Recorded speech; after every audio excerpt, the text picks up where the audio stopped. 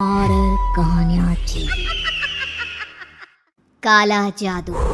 अपने बेटे ऋषु के माथे से टपकते हुए पसीने को देखकर सविता की हालत खराब हो गई। ऐसा आज पहली बार नहीं हुआ जब ऋषु नींद से घबरा कर जागा है। हाय मेरा बच्चा, न जाने किसकी नजर लग गई है तुझे। जब से मेरे बच्चे ने 10वीं के एग्जाम में स्कूल टॉप किया है तब से रोज बुरे बुरे सपने आने लगे हैं। हाँ माँ, मैंने आज फिर से एक काले साए को देखा। वो यहीं मेरी आंखों के सामने खड़ा था। माँ मुझे बचा लो माँ। वो मुझसे कह रहा था कि मुझसे बदला लेगा। माँ कहीं ये प्रशांत। चुप कर, कैसी बात कर रहा है? दोबारा उसका नाम मत लेना।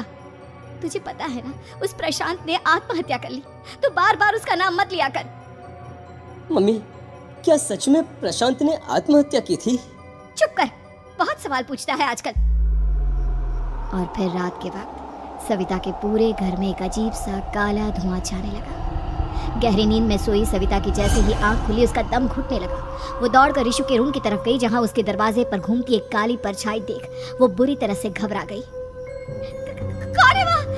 कौन है? सामने आओ।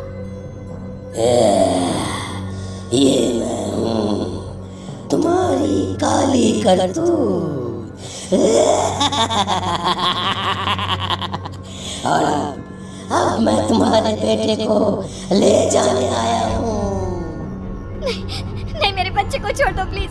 मेरे ऋषु को कुछ मत करना। वो परछाई ऋषु के कमरे में घुस जाती है। सविता भी उसके पीछे पीछे दौड़कर जाती है और देखती है कि अब वो साया साफ नजर आ रहा था। वो सर से पैर तक खून में सना हुआ था और उसके शरीर के सारे अंग कटे फटे हैं।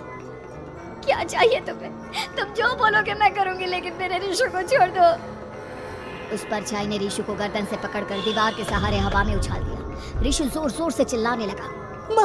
माँ बचाओ मुझे, बचा लो माँ, ये मुझे मार डालेगा। माँ मुझे बचा लो माँ। नहीं, ऐसा मत करो। मुझे मार दो लेकिन मेरे बच्चे को छोड़ दो। मैं तुम्हारे आगे हाथ जोड़ती हूँ। वो परछाई ऋषु को जमीन पर गिरा देती है और अचानक वहां से गायब हो जाती है। ऋषु, मेरा बच्चा, तू ठीक तो है ना? कुछ बोल बेटा, क्या हुआ है तुझे? मैं ठीक हूँ माँ। क्या हुआ था यहाँ पर? कुछ नहीं बेटा, कुछ नहीं। तू परेशान मत हो। हम कल ही गांव के बाहर जो तांत्रिक महाराज रहते हैं उनके पास चलेंगे।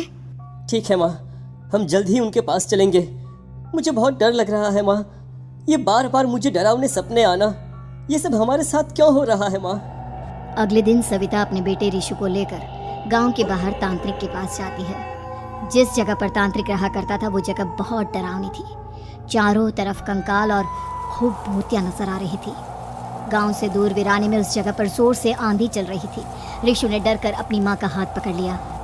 माँ मुझे बहुत डर लग रहा है। ये कैसी जगह है?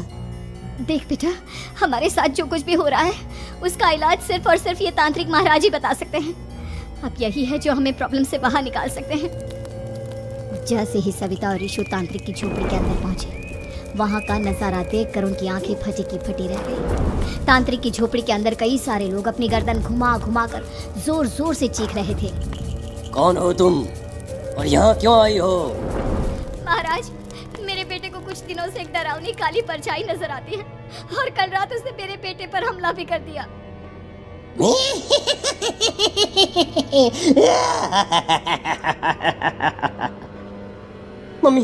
मम्मी हमें यहाँ से चलना चाहिए।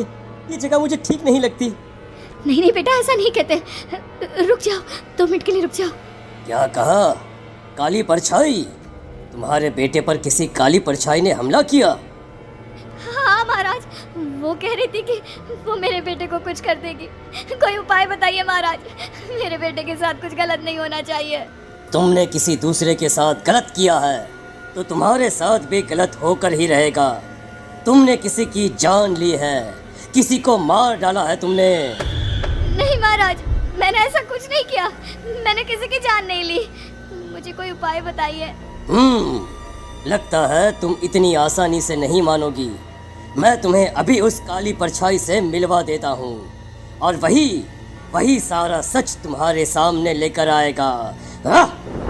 सविता और ऋषु ने डर के मारे अपनी आंखें बंद कर ली। तभी अचानक तांत्रिक की झोपड़ी में अजीबोगरीब आवाजें गूंजने लगी। सविता और ऋषु बुरी तरह से कांप रहे थे। आंखें खोलो और अपने सामने देखो। क्या यही है वो जिससे तुम कल रात को मिली थी? बताओ मुझे। हाँ, इसने कल रात मेरे बेटे के ऊपर हमला किया था। ये उसी लड़के की भटकती हुई आत्मा है जिसे कुछ दिन पहले तुमने मार डाला था। मम्मी ये महाराज क्या कह रहे हैं? क्या सच में आपने किसी की जान ली है? किसी को मार डाला है? अगर हाँ तो बताइए ना मम्मी, किसको मारा है आपने? किसको? तुम्हारी माँ इतनी आसानी से सच नहीं बताएगी बेटा। इसने एक बच्चे की जान ली है। कहीं उसका नाम प्रशांत तो नहीं महाराज? वो मेरा दोस्त है, मेरा मतलब मेरा पड़ोसी है। सही पहचाना। देखा सविता, तुम्हारा खुद का बेटा भी जानता है कि तुमने किसी के प्राणों की बलि चढ़ा दी और इसीलिए अब उसकी बुरी आत्मा तुम्हारे घर में भटकती है। मुझे माफ कर दीजिए महाराज, मुझसे बहुत बड़ी गलती हो गई। प्रशांत हमारे पड़ोसी का बेटा था। हर बार उसके नंबर मेरे बेटे से ज्यादा आते थे और इसलिए मैंने उसके कमरे के बाहर काला जादू किया था, पर मुझे नहीं पता था कि वो मर जाएगा। तुम्हारे उसी काले जादू वाली गुड़िया के अंदर एक बुरी आत्मा थी जिसने उस बच्चे के दिमाग पर बुरा असर कर दिया और उसी की वजह से उस लड़के ने अपनी बालकनी से कूदकर आत्महत्या कर ली। इसकी वजह सिर्फ और सिर्फ तुम हो, तुम। नहीं महाराज, जो कुछ भी हुआ मुझे नहीं पता था कि प्रशांत अपनी जान दे देगा। प्रशांत की आत्मा इस वक्त तुम्हारे सामने खड़ी है, हमसे बात करना चाहती है। बोलो बोलो, क्या कहना चाहते हो? मैं जीना चाहता था, बड़ा होकर कुछ बनना चाहता था। आपके बेटे से मुझे कोई परेशानी नहीं थी। अरे वो तो मेरा अच्छा दोस्त था। मुझे माफ कर दो बेटा, मुझसे बहुत बड़ी गलती हो गई, मुझे माफ कर दो। माफ करने से मुझे वापस जिंदगी नहीं मिल जाएगी। मेरे माँ बाप आज भी मेरे लिए रोते हैं। आपने मेरे साथ बहुत गलत किया है, बहुत गलत। और तभी अचानक प्रशांत की आत्मा वहां से गायब हो जाती है। सविता जोर जोर से रोने लगती है। सुन लिया तुमने? ये तुम्हारे अपने ही किए हुए पाप हैं जो इस तरह से तुम्हारे सामने आ रहे हैं। माँ, ये आपने अच्छा नहीं किया। सिर्फ 10th बोर्ड के एग्ज़ाम में मैं टॉप कर पाऊँ इसलिए आपने मेरे दोस्त के ऊपर काला जादू कर दिया। नहीं मम्मी नहीं, अब हम कभी खुश नहीं रह पाएंगे, कभी नहीं। मेरे दोस्त की आत्मा को कभी शांति नहीं मिलेगी मम्मी, कभी नहीं। लेकिन मैंने जो कुछ भी किया सिर्फ तुम्हारे लिए किया। वो लड़का हमेशा फर्स्ट पोजीशन पर आ जाता था और इस वजह से हमेशा तुम्हारे मार्क्स कम पड़ते थे। मैंने तो सिर्फ उस पर एक छोटा सा काला जादू किया था बेटा। मुझे क्या पता था कि उसका ये नतीजा निकलेगा। जिस गुड़िया को तुमने उस लड़के के कमरे के दरवाजे पर लगाया था, दरअसल उसके अंदर एक बुरी आत्मा का प्रवेश हो गया था, जैसा कि अक्सर काला जादू करते समय हो जाता है। मुझे अपनी गलती का एहसास हो गया है, मैं प्रायश्चित करना चाहती हूँ। आप बताइए मैं क्या करूँ? प्रशांत के घर जाकर उस काली गुड़िया को वहां से निकालकर यहाँ लेकर आओ। मैं उसे आग में जलाकर राख कर दूंगा और उसके बाद प्रशांत की आत्मा को हमेशा के लिए मुक्ति मिल जाएगी। अगली रात सविता चुपचाप अपने पड़ोसी प्रशांत के घर जाती है। प्रशांत के माँ बाप प्रशांत की मौत के बाद उस घर को छोड़कर हमेशा के लिए वहाँ से चले गए थे। जैसे ही सविता उस घर के अंदर कदम रखती है, उसका सामना अजीबोगरीब हैवानियत से भरी आवाज़ों से होने लगता है। ऐसा लग रहा था जैसे कोई बुरी तरह से चीख रहा हो। सविता जैसे ही प्रशांत के कमरे के बाहर पहुंचती है, वहां पर लटकी हुई गुड़िया के शरीर से खून टपकने लगता है। ये क्या हो रहा है? इस गुड़िया के शरीर से खून क्यों टपक रहा है?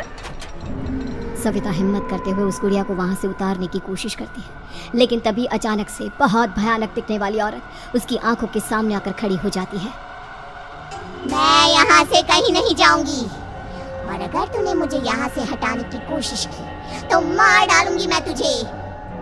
नहीं, मुझे तुम्हें यहाँ से ले जाना ही होगा, नहीं तो मेरा बेटा, उसकी जान को खतरा है। मैं तुम्हें नहीं छोड़ सकती। अगर तुम्हारे अंदर हिम्मत है तो मुझे इस घर से बाहर ले जाकर दिखाओ। और ऐसा कहकर वो औरत सविता के ऊपर हमला कर देती है और उसे हवा में उछाल उछाल कर जमीन पर पटकती है। लेकिन तभी अचानक मौका देखकर सविता अपने हाथ में ली हुई सुई उसके हाथ में चुभो देती है।